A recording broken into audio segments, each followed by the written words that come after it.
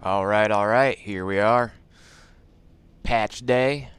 We got a new update today, December 8th, 2020, and there are some cool things in these patch notes. Let me tell you. So, let's check it out. We got a new voiceover for Aura, which is the tutorial guide. They updated daily login rewards to make getting skill points more visceral and understandable. Now, when I logged in, I did not notice anything different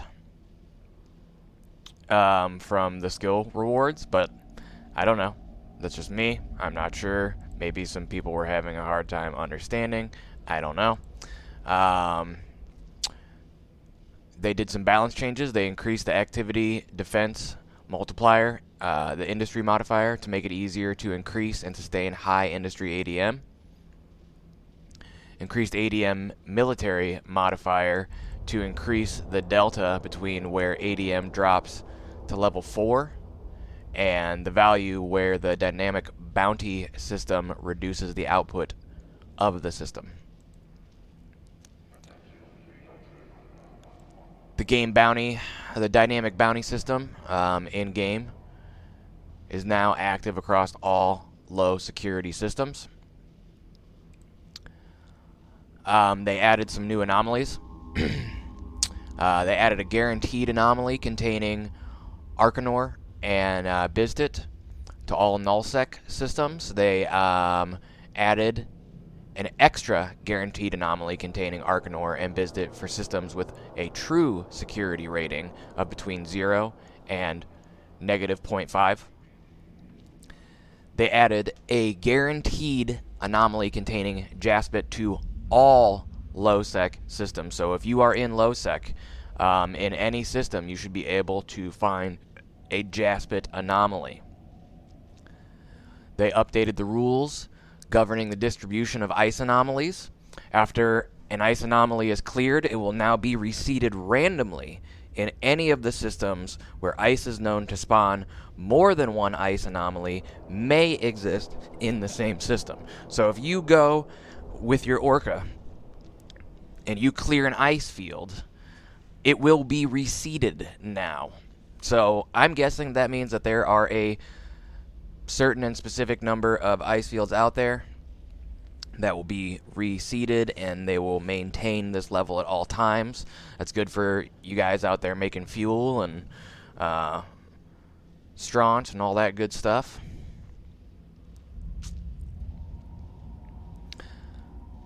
They added some fitting window warnings for fits that have multiple stacking penalized disruption modules. So we've already seen that we have had stacking penalty warning windows in the ship fitting service. Apparently it was missing for disruption modules, warp scram, stuff like that, which is interesting. You would think, you need so many points on a ship, so why would you tell me? It can be confusing because there are certain situations where you just want to ignore those stacking penalties. The aggressive behavior setting of drones. So this is a big one right here. And I've already, played with it on the test server, and it's different. It's not necessarily, it could be viewed as good or bad. I like it in certain situations because previously, when I would be in anomalies and I would be attacking things, my drones would wander off and start attacking something that I didn't want to, which I would have to engage them in a new target, and that would be time wasted. So, this can be good or bad depending on how you view it and what your gameplay is like. But the drone changes are in effect now that have been talked about, which means that your drones will not automatically attack upon just being in space aggressive entities unless they are players. So they will not attack NPCs on their own anymore. The way that it is worded is The aggressive behavior settings of drones will now only cause drones to respond to direct offensive actions taken by another capsuleer, which is a player, or their controlled drones. Drones will no longer automatically attack NPCs when their behavior is set to aggressive.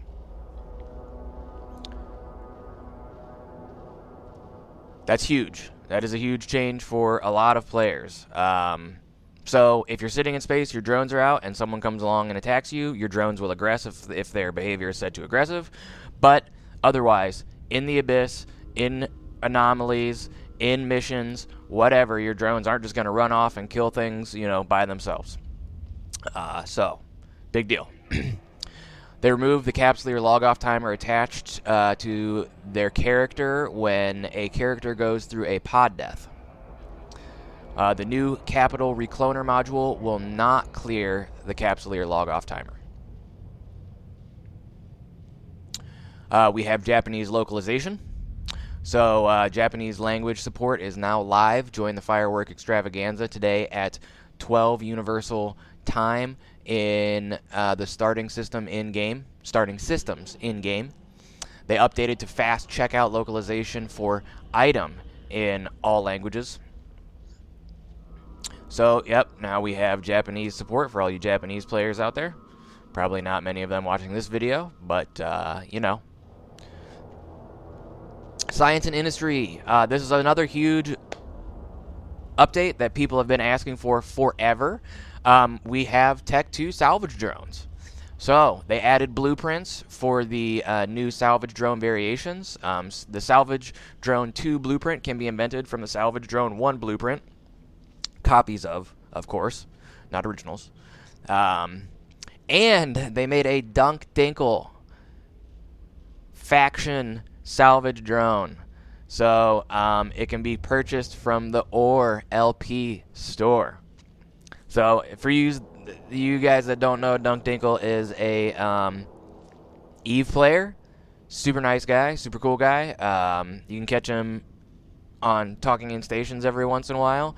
He is with Brave, I do believe.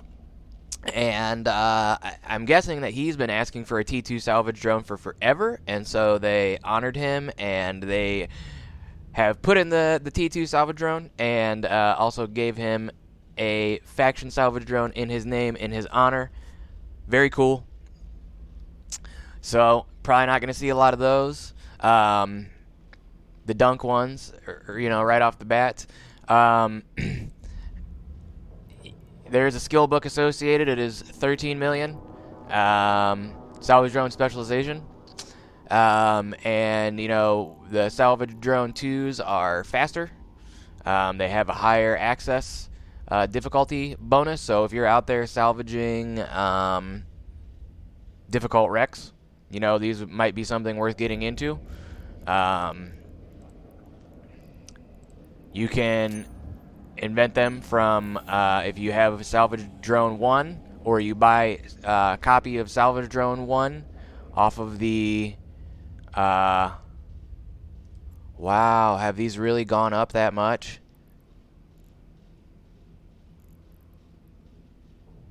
Oh my gosh, people are selling copies of salvage drone 1 blueprints for, oh my gosh, for 60 million. Holy crap. Well, that's interesting. I didn't think about that. I mean, yeah, people are going to be wanting these. So, anyways, I'm making a bunch of copies to make, you can get into your invention and, make your salvage drone 2 blueprints. Right now, they're on the market in Heck for 12 million. I have not been to Jeddah. I don't know what they're going for.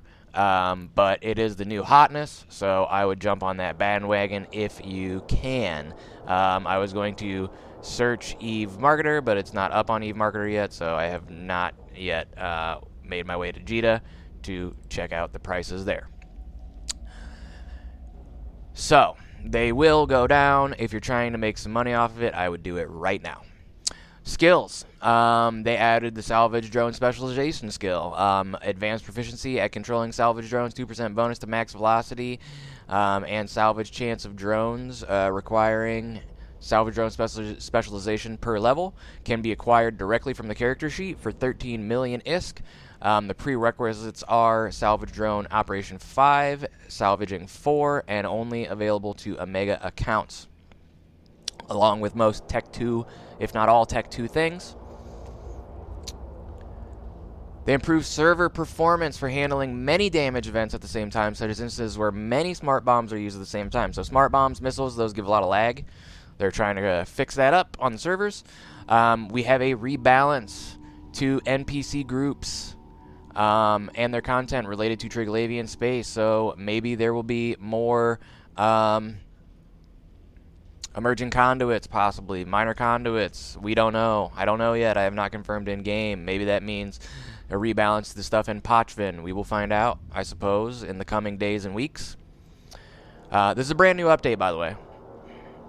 Not just patches for the last update. User interface updates. Increased size of right-click context menu. Okay. Probes will now automatically stack when returned to the cargo hold. That will be nice.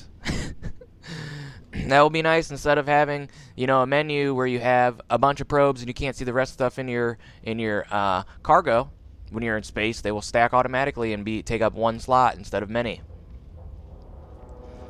A confirmation prompt will now appear when attempting to join a fleet while you are currently in one, allowing you to swap fleets. They made additional user interface improvements to the Jump Clones tab in the character sheet. The career agents page of the agency will now show the closest available agents. They added arrows to control expanding and collapsing sections of the info panel instead of the section header. Warp gates will no longer appear as nearest object in system section of the info panel. That's interesting. Moved the hide button from the HUD to a checkbox in the HUD options menu. Oh, hide buttons button. They moved the hide buttons button from the HUD to a checkbox in the HUD options menu. Added the volume of item stacks to their tooltips in inventory windows. Added drifter reinforcements to the default general overview settings. Okay. Added a missing error message when attempting to put a non-core item into a structure's core room. Adjusted the width of tooltips in the Triglavian space filament page of the agency. They added hints/tooltips to some of the drone settings to explain what they do. Excuse me, to explain what they do, aggressive/passive/focus fire. Updated the story. It's funny, because what is it going to say for aggressive? Does nothing now.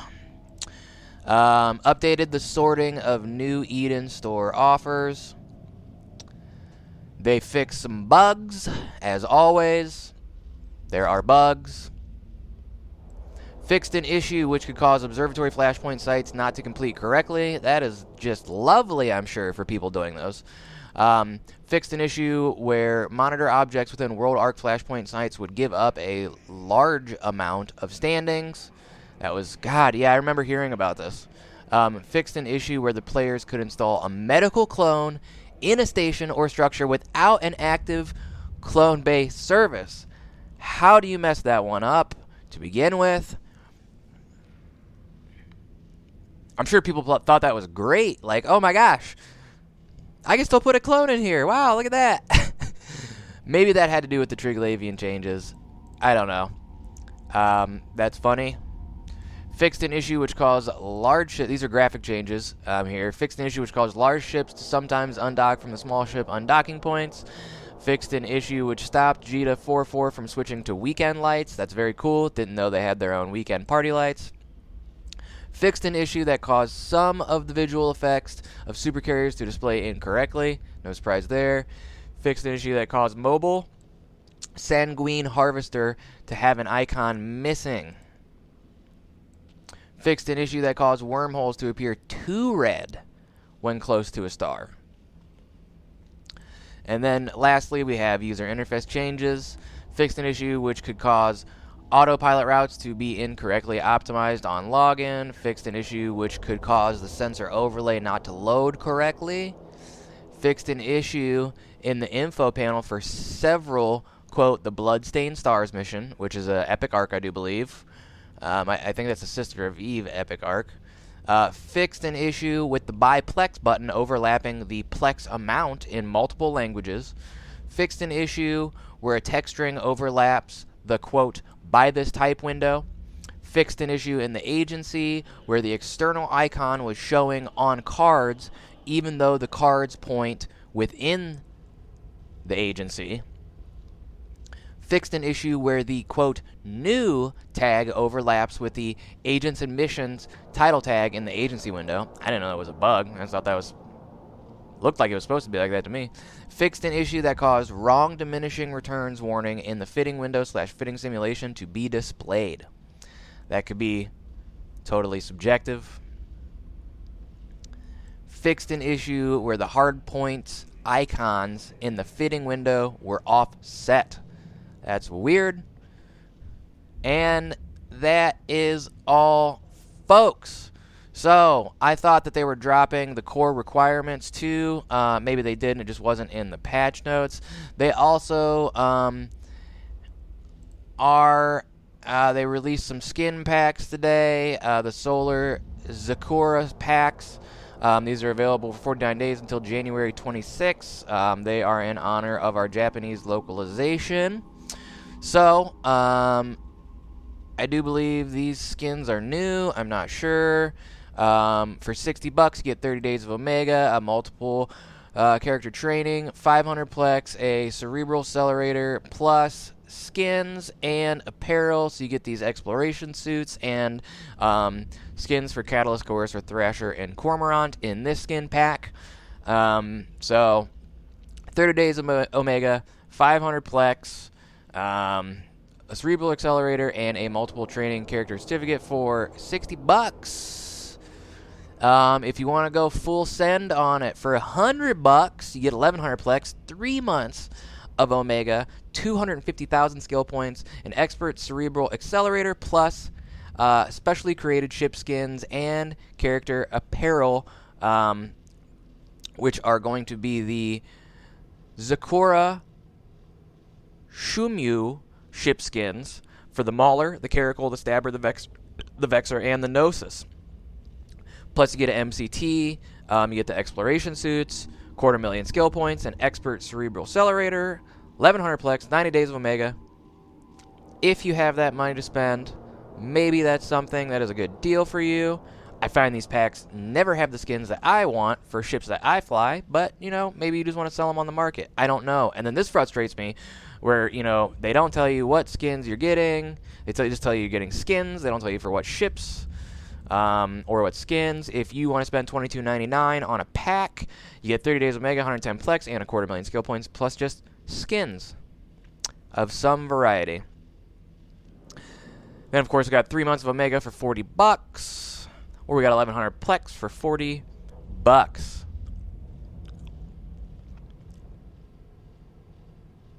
Or you got the $10 pack. You get the skins, the suit skins. You get 2 frigates. You get an Incursus and a Merlin. In the Zakura skin variety, you got a week of Omega and 10 Plex, which is about $28 million ISK. 28 million ISK. So that's it. That's the new stuff. Get your Tech 2 salvage drone on. And, yeah, I will catch you guys in game. Until next time. Thanks.